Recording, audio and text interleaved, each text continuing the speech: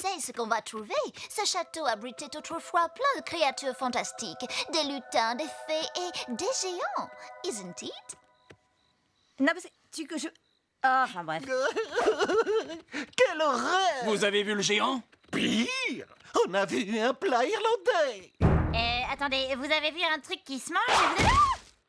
Vera! Est-ce que tout va bien? Oui, je suis tombée dans un trou, c'est tout. Non, en fait, Vera, c'est pas un trou qui est là. Ça, là, c'est une empreinte! La bonne blague. Non, mais vous imaginez le pied qu'il faudrait pour obtenir une empreinte de cette taille.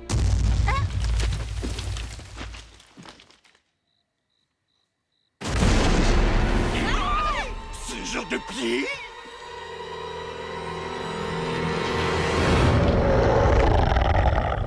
On va avoir besoin d'armes légendaires un peu plus grandes.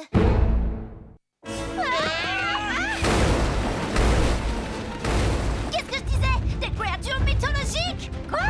Ah bah oui, je sais quel est le problème. Tu as pris un drôle d'accent irlandais. N'importe quoi! Quel accent!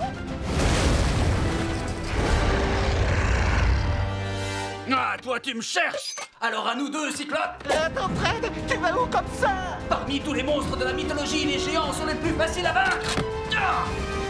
Alors là, première nouvelle!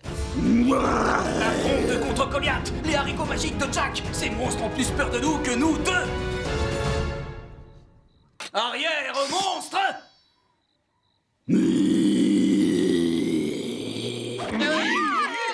Je vois la peur dans tes yeux, en fait, dans ton œil.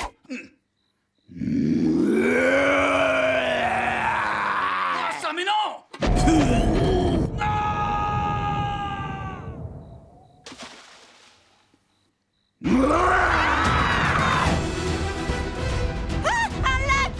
non!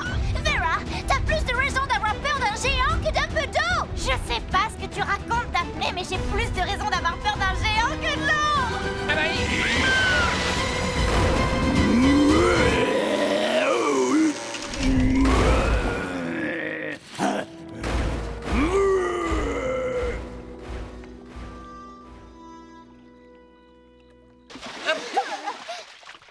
Tu as vu? Il a eu peur de nous, ton Cyclope.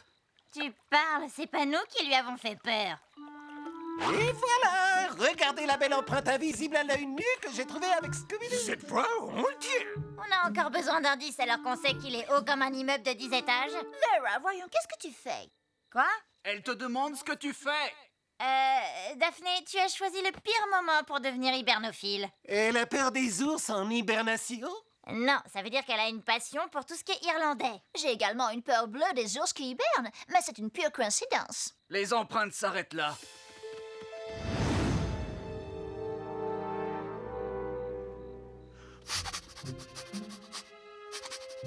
Du pétrole?